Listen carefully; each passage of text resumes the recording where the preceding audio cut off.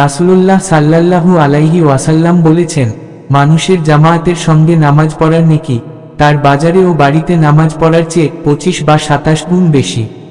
আর তাই জন্য যে যখন কোনো ব্যক্তি উত্তমরূপে অজু করে সালাত আদায়ের উদ্দেশ্যে মসজিদে আসে এবং সালাতি তাকে মসজিদে নিয়ে যায়, তখন তার মসজিদে প্রবেশ করা পর্যন্ত প্রত্যেক পদক্ষেপের বিনিময়ে একটি মর্যাদা উন্নত হয় ও একটি পাপমোচন করা হয়।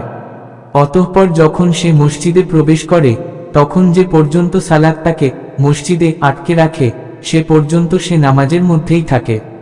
আর ফিরিস্তারা তোমাদের কোন ব্যক্তির জন্য সে পর্যন্ত রহমতের দোয়া করতে থাকেন, যে পর্যন্ত সে ওই স্থানে বসে থাকে যে স্থানে সে সালাত আদায় করেছে। তারা বলেন, হে আল্লাহ, এর প্রতি দয়া করো, হে আল্লাহ, একে ক্ষমা করো, হে আল্লাহ, এর তওবাহ কবুল করো। ফিরিস্তাদের এই দোয়া সে পর্যন্ত চলতে থাকে যে পর্যন্ত সে কাউকে কষ্ট না দেয়, যে পর্যন্ত তার অজু নষ্ট না হয়। নতুন নতুন ইসলামিক ভিডিও পাওয়ার জন্য সাবস্ক্রাইব করে আমাদের পাশে থাকুন।